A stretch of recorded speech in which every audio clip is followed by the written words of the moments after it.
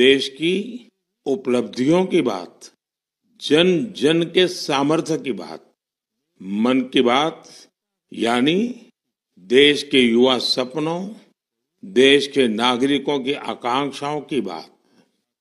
मैं पूरे महीने मन की बात का इंतजार करता रहता हूं ताकि आपसे सीधा संवाद कर सकूं। कितने ही सारे संदेश, कितने ही मैसेजेस। मेरा पूरा प्रयास रहता है कि ज्यादा से ज्यादा संदेश को पढूं, आपके सुझावों पर मंथन करूं। साथियों, आज बड़ा ही खास दिन है। आज एनसीसी दिवस है। एनसीसी का नाम सामने आते ही हमें स्कूल कॉलेज के दिन याद आ जाते हैं। मैं स्वयं भी एनसीसी कैडेट रहा हूं, इसलिए पूरे विश्वास के साथ कह सकता हूं कि इससे मिला अनुभव मेरे लिए अनमोल है। एनसीसी युवाओं में अनुशासन, नेतृत्व और सेवा की भावना पैदा करती है। आपने अपने आसपास देखा होगा, जब भी कहीं कोई आपदा होती है, चाहे बाढ़ की स्थिति हो, कहीं भूकंप आया हो, कोई हादसा हुआ हो, वहां मदद करने के लिए एनसीसी के कैडेट्स जरूर मौजूद हो जाते हैं। आज देश में एनसीसी को मजबूत करने के लिए लगातार काम हो रहा है। 2014 में करीब 14 लाख युवा एनसीसी से जुड़े थे। अब 2024 में 20 लाख से ज्यादा युवा एनसीसी से जुड़े हैं। पहले के मुकाबले 5,000 और नए स्कूल कॉलेजों में अब एनसीसी की सुविधा हो गई है। और सबसे बड़ी बात, पहले एनसीसी में गर्ल्स कैडेट्स की संख्या करीब 25% के आसपास ही होती थी। अब एनसीसी में गर्ल्स कैडेट्स की संख्या करीब करीब 40% हो गई है। बॉर्डर किनारे रहने वाले युवाओं को ज्यादा से ज्यादा एनसीसी से जोड़ने का अभियान भी लगातार जारी है। मैं युवाओं से आग्रह करूंगा कि ज्यादा से ज्यादा संख्या में एनसीसी से जुड़े। आप देखिएगा, आप किसी भी कैरियर में जाए, एनसीसी से आपके व्यक्तित्व निर्माण में बड़ी मदद मिलेगी। साथियों, विकसित भारत के निर्माण में युवाओं का रोल बहुत बड़ा है। युवा मन जब एकजुट होकर देश की आगे की यात्रा के लिए मंथन करते हैं, चिंतन करते हैं, तो निश्चित रूप से इसके ठोस रास्ते निकलते हैं। आप जानते हैं, 12 जनवरी को स्वामी विवेकानंद जी की जयंती पर देश युवा दिवस मनाता है। अगले साल स्वामी विवेकानंद जी की 162वीं जयंती है। इस बार इसे बहुत खास तरीके से मनाया जाएगा।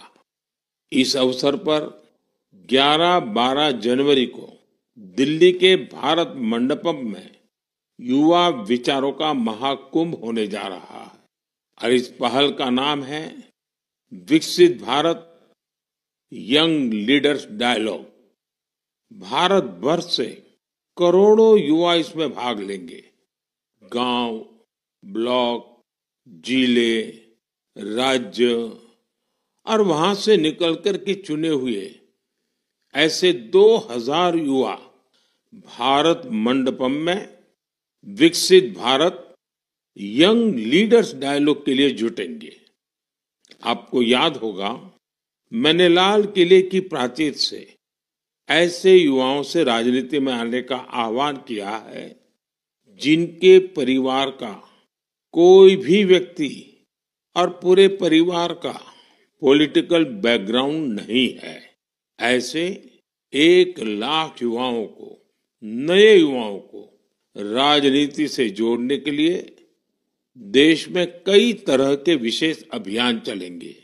विकसित भारत यंग लीडर्स डायलॉग भी ऐसा ही एक प्रयास है।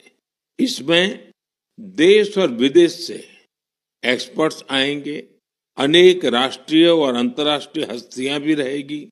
मैं भी इसमें ज्यादा से ज्यादा समय उपस्थित रहूंगा। युवाओं के सीधे हमारे सामने अपने आइडियाज को रखने का अवसर मिलेगा। देश इन आइडियाज को कैसे आगे लेकर जा सकता है, कैसे एक ठोस रोडमैप बन सकता है, इसका एक ब्लूप्रिंट तैयार किया जाएगा। तो आप भी तैयार हो जाइए। जो भारत के भविष्य का निर्माण करने वाले हैं, जो देश की भावी पीढ़ी है, उनके लिए ये बहुत बड़ा मौका आ रहा है। आइए मिलकर देश बनाएं, देश को विकसित बनाएं। मेरे प्यारे देशवासियों, मन की बात में हम अक्सर ऐसे युवाओं की चर्चा करते हैं जो निस्वार्थ भाव से समाज के लिए काम कर रहे हैं। ऐसे कितने ही युवा हैं जो लोगों की छोटी छोटी समस्याओं का समाधान निकालने में जुटे हैं। हम अपने आसपास देखें तो कितने ही लोग दिख जाते हैं जिन्हें किसी न किसी तरह की मदद चाहिए, कोई जानकारी चाहिए। मुझे ये जानकर अच्छा लगा, कुछ युवाओं ने समूह बनाकर इस तरह की बात को भी एड्रेस किया है। जैसे लखनऊ के रहने वाले वीरेंद्र हैं, वो बुजुर्गों को डिजिटल लाइफ सर्टिफिकेट के काम में मदद करते हैं। आप जानते हैं कि नियमों के मुताबिक सभी पेंशनर्स को साल में एक बार लाइफ सर्टिफिकेट जमा कराना होता है। 2014 तक इसकी प्रक्रिया यह थी, इसे बैंकों में जाकर बुजुर्ग को खुद जमा करना पड़ता था। आप कल्पना कर सकते हैं कि इससे हमारे बुजुर्गों को कितनी असुविधा होती थी। अब ये व्यवस्था बदल चुकी है। अब डिजिटल लाइफ सर्टिफिकेट देने से चीजें बहुत ही सरल हो गई हैं। बुजुर्गों को बैंक नहीं जाना पड़ता। बुजुर्गों को टेक्नोलॉजी की वजह से कोई दिक्कत न आए, इसमें वीरेंद्र जैसे युवाओं की बड़ी भूमिका है। वो अपने क्षेत्र के बुजुर्गों को इसके बारे में जागरूक करते रहते हैं। इतना ही नहीं, वो बुजुर्गों को टैक्स सेवी भी बना रहे हैं। ऐसे ही प्रयासों से आज डिजिटल लाइफ सर्टिफिकेट पाने वालों की संख्या 80 लाख के आंकड़े को पार कर गई है। इनमें से 2 लाख से ज्यादा ऐसे बुजुर्ग हैं जिनकी आयु 80 के भी पार हो गई है। साथियों, कई शहरों में युवा बुजुर्गों को डिजिटल क्रांति में भागीदार बनाने के लिए भी आगे आ रहे हैं। भोपाल के महेश ने अपने मोहल्ले के कई बुजुर्गों को मोबाइल के माध्यम से पेमेंट करना सिखाया है। इन बुजुर्गों के पास स्मार्टफोन तो था, लेकिन उसका सही उपयोग बताने वाला कोई नहीं था। बुजुर्गों को डिजिटल अरेस्ट के खतरे से बचाने के लिए भी युवा आगे आए हैं। अहमदाबाद के राजीव लोगों को डिजिटल अरेस्ट के खतरे से आगाह करते हैं। मैंने मन की बात के पिछले एपिसोड में डिजिटल अरेस्ट की चर्चा की थी। इस तरह के अपराध के सबसे ज्यादा शिकार बुजुर्ग ही बनते हैं। ऐसे में हमारा दायित्व है कि हम उन्हें जागरूक बनाएं और साइबर फ्रॉड से बचने में मदद करें। हमें बार बार लोगों को समझाना होगा कि डिजिटल अरेस्ट नाम का सरकार में कोई भी प्रावधान नहीं है। ये सरासर झूठ, लोगों को फंसाने का एक षड्यंत्र है। मुझे खुशी है कि हमारे युवा साथी इस काम में पूरी संवेदनशीलता से हिस्सा ले रहे हैं और दूसरों को भी प्रेरित कर रहे हैं। मेरे प्यारे देशवासियों, आजकल बच्चों की पढ़ाई को लेकर कई तरह के प्रयोग हो रहे हैं। कोशिश यही है कि हमारे बच्चों में क्रिएटिविटी और बढ़े, किताबों के लिए उनमें प्रेम और बढ़े। कहते भी हैं, किताबें इंसान की सबसे अच्छी दोस्त होती हैं। और अब इस दोस्ती को मजबूत करने के लिए लाइब्रेरी से ज्यादा अच्छी जगह और क्या होगी। मैं चेन्नई का एक उदाहरण आपसे शेयर करना चाहता हूं। यहाँ बच्चों के लिए एक ऐसी लाइब्रेरी तैयार की गई है जो क्रिएटिविटी और लर्निंग का हब बन चुकी है। इसे प्रकृत अरिवगम के नाम से जाना जाता है। इस लाइब्रेरी का आइडिया टेक्नोलॉजी की दुनिया से जुड़े श्रीराम गोपालन जी की देन है। विदेश में अपने काम के दौरान वे लेटेस्ट टेक्नोलॉजी की दुनिया से जुड़े रहे, लेकिन वो बच्चों में पढ़ने और सीखने की आदत विकसित करने के बारे में भी सोचते रहे। भारत लौटकर उन्होंने प्रकृत अरिवगम को तैयार किया। इसमें 3000 से अधिक किताबें हैं जिन्हें पढ़ने के लिए बच्चों में होड़ लगी रहती है। किताबों के अलावा इस लाइब्रेरी में होने वाली कई तरह की एक्टिविटीज भी बच्चों को लुभाती है। स्टोरी टेलिंग सेशन हो, आर्ट वर्कशॉप्स हो, memory training classes, robotics lesson या फिर पब्लिक स्पीकिंग, यहाँ हर किसी के लिए कुछ न कुछ जरूर है जो उन्हें पसंद आता है। साथियों, हैदराबाद में फूड फॉर थॉट फाउंडेशन ने भी कई शानदार लाइब्रेरीज बनाई है।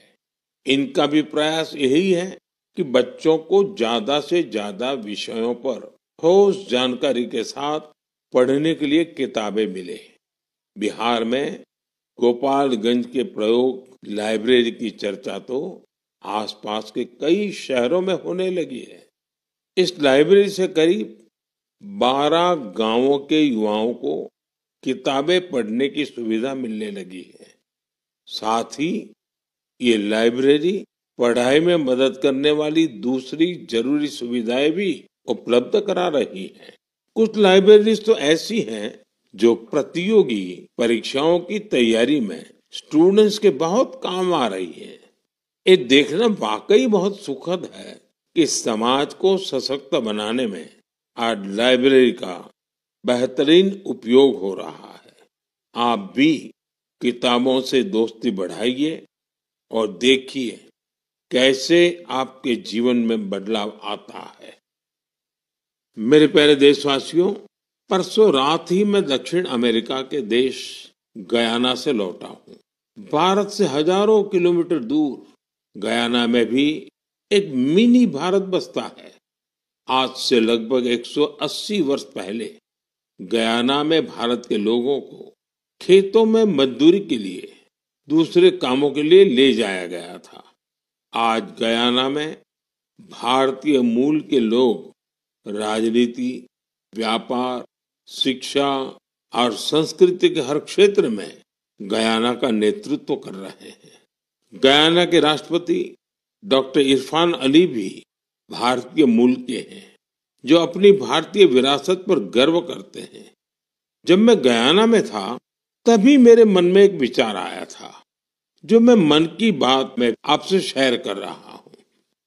गयाना की तरह ही दुनिया के दर्जनों देशों में लाखों की संख्या में भारतीय हैं।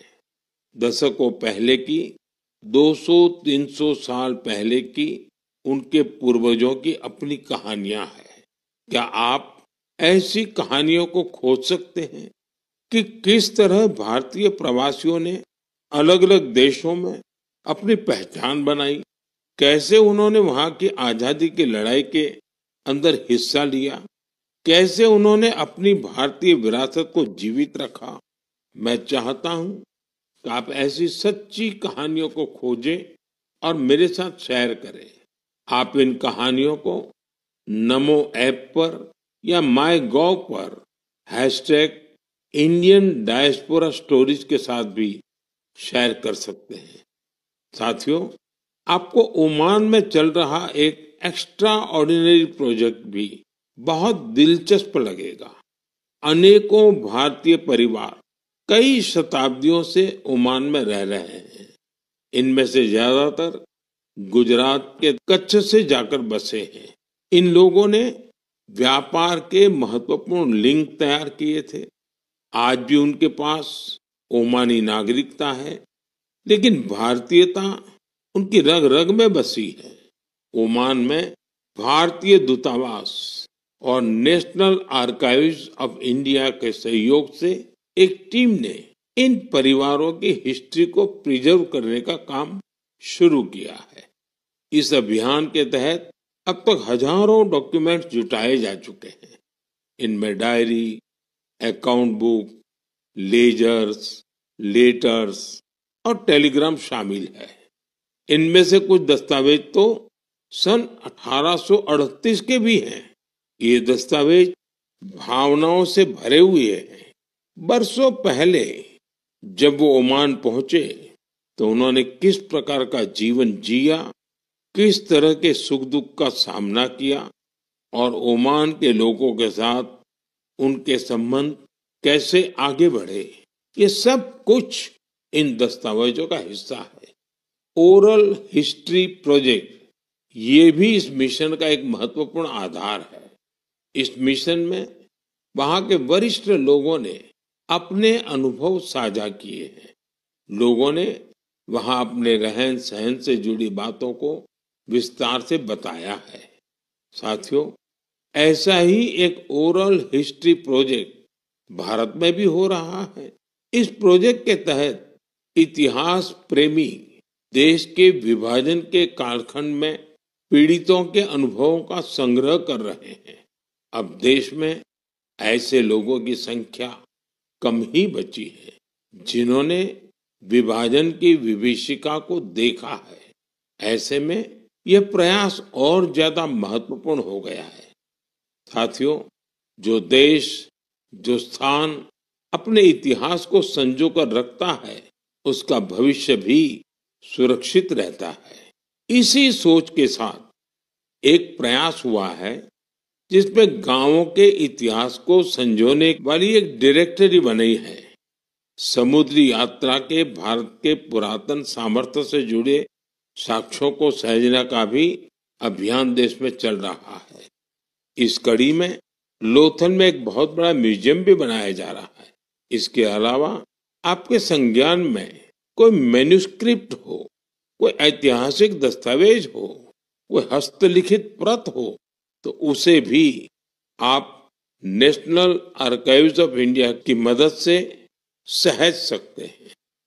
साथियों, मुझे स्लोवाकिया में हो रहे ऐसे ही एक और प्रयास के बारे में पता चला है जो हमारी संस्कृति को संरक्षित करने और उसे आगे बढ़ाने से जुड़ा है। यहाँ पहली बार स्लोवाक लैंग्वेज में हमारे उपनिषदों का अनुवाद किया गया है। इन प्रयासों से भारतीय संस्कृति के वैश्विक प्रभाव का भी पता चलता है।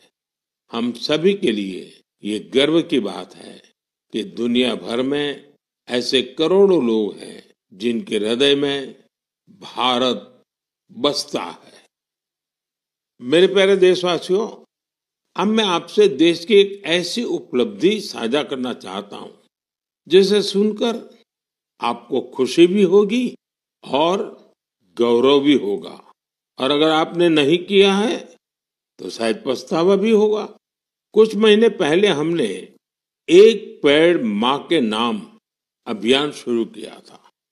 इस अभियान में देश भर के लोगों ने बहुत उत्साह से हिस्सा लिया। मुझे ये बताते हुए बहुत खुशी हो रही है कि इस अभियान ने 100 करोड़ पेड़ लगाने का अहम पड़ाव पार कर लिया है। 100 करोड़ पेड़, वो भी सिर्फ 5 महीनों में। ये हमारे देशवासियों के अथक प्रयासों से ही संभव हुआ है। इससे जुड़ी एक और बात जानकर आपको गर्व होगा।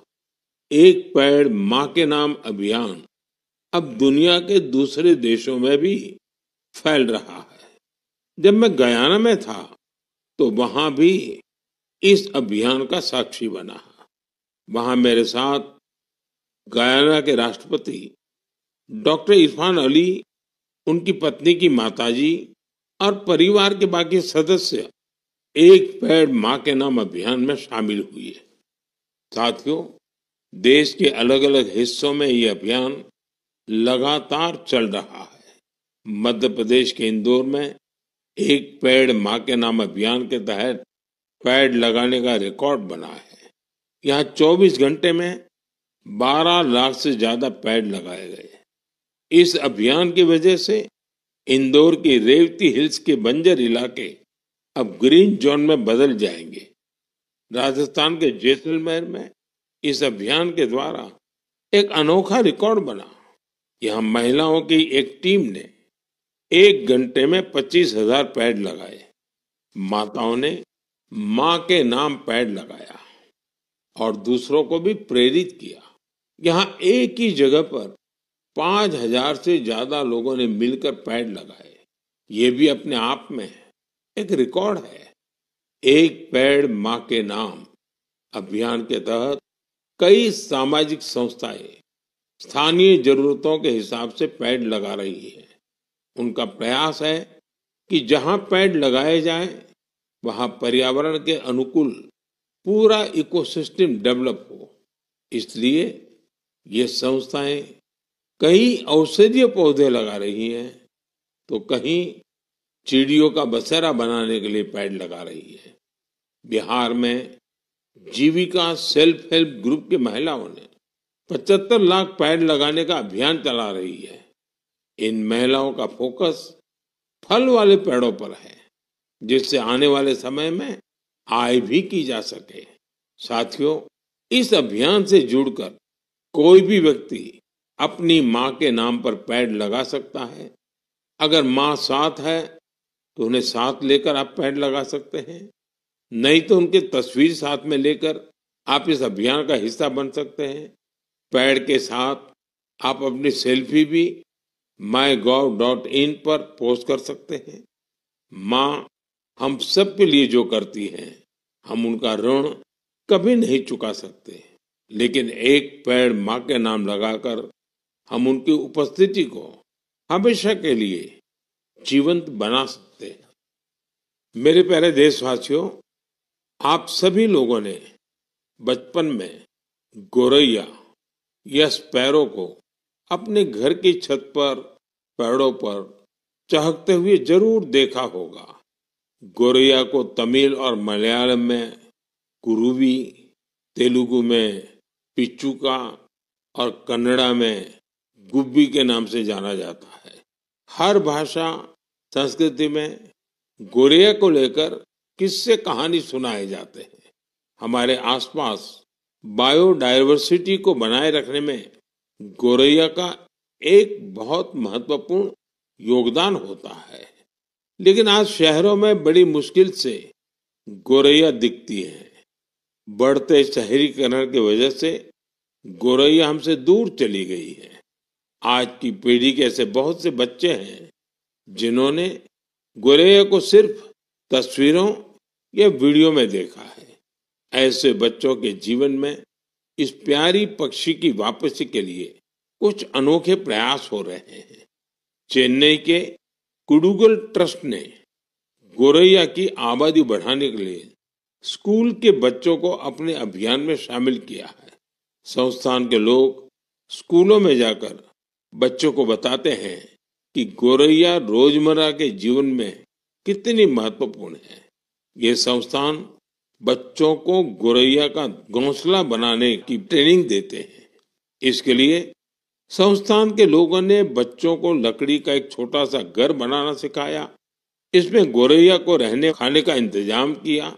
ये ऐसे घर होते हैं जिन्हें किसी भी इमारत की बाहरी दीवार पर या पेड़ पर लगाया जा सकता है। बच्चों ने इस अभियान में उत्साह के साथ हिस्सा लिया और गोरैया के लिए बड़ी संख्या में घोंसला बनाना शुरू कर दिया। पिछले 4 वर्षों में संस्था ने गोरैया के लिए ऐसे 10,000 घोंसले तैयार किए हैं। कुडुगल ट्रस्ट की इस पहल से आसपास के इलाकों में गोरैया की आबादी बढ़नी शुरू हो गई है। आप भी अपने आसपास ऐसे प्रयास करेंगे तो निश्चित तौर पर गोरैया फिर से हमारे जीवन का हिस्सा बन जाएगी। साथियों, कर्नाटका के मैसूरू की एक संस्था ने बच्चों के लिए अर्ली बर्ड नाम का अभियान शुरू किया है। ये संस्था बच्चों को पक्षियों के बारे में बताने के लिए खास तरह की लाइब्रेरी चलाती है। इतना ही नहीं, बच्चों में प्रकृति के प्रति जिम्मेदारी का भाव पैदा करने के लिए नेचर एजुकेशन किट तैयार किया है। इस किट में बच्चों के लिए story book, games, activity sheets और जिगसॉ पजल्स हैं। ये संस्था शहर के बच्चों को गांवों में लेकर जाती है और उन्हें पक्षियों के बारे में बताती है। इस संस्था के प्रयासों की वजह से बच्चे पक्षियों की अनेक प्रजातियों को पहचानने लगे हैं। मन की बात के श्रोता भी इस तरह के प्रयास से बच्चों में अपने आसपास को देखने, समझने का अलग नजरिया विकसित कर सकते हैं। मेरे प्यारे देशवासियों, आपने देखा होगा, जैसे ही कोई कहता है सरकारी दफ्तर, तो आपके मन में फाइलों के ढेर की तस्वीर बन जाती है। आपने फिल्मों में भी ऐसा ही कुछ देखा होगा। सरकारी दफ्तरों में इन फाइलों के ढेर पर कितने ही मजाक बनते रहते हैं, कितनी ही कहानियां लिखी जा चुकी है। बरसों बरस तक ये फाइलें ऑफिस में पड़े पड़े धूल से भर जाती थी, वहां गंदगी होने लगती थी। ऐसी दशकों पुरानी फाइलों और स्क्रैप को हटाने के लिए एक विशेष स्वच्छता अभियान चलाया गया। आपको ये जानकर खुशी होगी कि सरकारी विभागों में इस अभियान के अद्भुत परिणाम सामने आए हैं। साफ सफाई से दफ्तरों में काफी जगह खाली हो गई है। इससे दफ्तर में काम करने वालों में एक ओनरशिप का भाव भी आया है। अपने काम करने की जगह को स्वच्छ रखने की गंभीरता भी उनमें आई है। साथियों, आपने अक्सर बड़े बुजुर्गों को कहते सुना होगा कि जहां स्वच्छता होती है वहां लक्ष्मी जी का वास होता है। हमारे यहाँ कचरे से कंचन का विचार बहुत पुराना है। देश के कई हिस्सों में युवा बेकार समझे जाने वाली चीजों को लेकर कचरे से कंचन बना रहे हैं, तरह तरह के इनोवेशन कर रहे हैं। इससे वो पैसे कमा रहे हैं, रोजगार के साधन विकसित कर रहे हैं। ये युवा अपने प्रयासों से सस्टेनेबल लाइफस्टाइल को बड़ी बढ़ावा दे रहे हैं।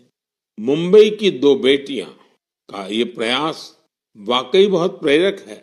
अक्षरा और प्रकृति नाम की ये दो बेटियां कतरन से फैशन के सामान बना रही है। आप भी जानते हैं, कपड़ों की कटाई सिलाई के दौरान जो कतरन निकलती है, इसे बेकार समझकर फेंक दिया जाता है। अक्षरा और प्रकृति की टीम उन्हीं कपड़ों के कचरे को फैशन प्रोडक्ट में बदलती है। कतरन से बनी टोपियां, बैग हाथों हाथ बिक भी रही है। साथियों, साफ सफाई को लेकर यूपी के कानपुर में भी अच्छी पहल हो रही है। यहाँ कुछ लोग रोज सुबह मॉर्निंग वॉक पर निकलते हैं और गंगा के घाटों पर फैले प्लास्टिक और अन्य कचरे को उठा लेते हैं। इस समूह को कानपुर प्लॉगर्स ग्रुप नाम दिया गया है। इस मुहिम की शुरुआत कुछ दोस्तों ने मिलकर की थी। धीरे धीरे ये जन भागीदारी का बड़ा अभियान बन गया। शहर के कई लोग इसके साथ जुड़ गए हैं। इसके सदस्य अब दुकानों और घरों से भी कचरा उठाने लगे हैं। इस कचरे से रिसाइकल प्लांट में ट्री गार्ड तैयार किए जाते हैं। यानी इस ग्रुप के लोग कचरे से बने ट्री गार्ड से पौधों की सुरक्षा भी करते हैं। साथियों, छोटे छोटे प्रयासों से कैसी बड़ी सफलता मिलती है, इसका एक उदाहरण असम की इतिशा भी है। इतिशा की पढ़ाई लिखाई दिल्ली और पुणे में हुई है। इतिशा कॉरपोरेट दुनिया की चमक दमक छोड़कर अरुणाचल की सांगती घाटी को साफ बनाने में जुटी है। पर्यटकों की वजह से वहां काफी प्लास्टिक वेस्ट जमा होने लगा था। वहां की नदी जो कभी साफ थी, वो प्लास्टिक वेस्ट की वजह से प्रदूषित हो गई थी। इसे साफ करने के लिए इतिशा स्थानीय लोगों के साथ मिलकर काम कर रही है। उनके ग्रुप के लोग वहां आने वाले टूरिस्ट को जागरूक करते हैं और प्लास्टिक वेस्ट को कलेक्ट करने के लिए पूरी घाटी में बांस से बने कूड़ेदान लगाते हैं। साथियों, ऐसे प्रयासों से भारत के स्वच्छता अभियान को गति मिलती है। ये निरंतर चलते रहने वाला अभियान है। आपके आसपास भी ऐसा जरूर होता ही होगा। आप मुझे ऐसे प्रयासों के बारे में जरूर लिखते रहिए। साथियों, मन की बात के इस एपिसोड में फिलहाल इतना ही। मुझे तो पूरे महीने आपकी प्रतिक्रियाओं, पत्रों और सुझावों का खूब इंतजार रहता है। हर महीने आने वाली आपके संदेश मुझे और बेहतर करने की प्रेरणा देते हैं। अगले महीने हम फिर मिलेंगे मन की बात के एक और अंक में, देश और देशवासियों की नई उपलब्धियों के साथ। तब तक के लिए आप सभी देशवासियों को मेरी ढेर सारी शुभकामनाएं। बहुत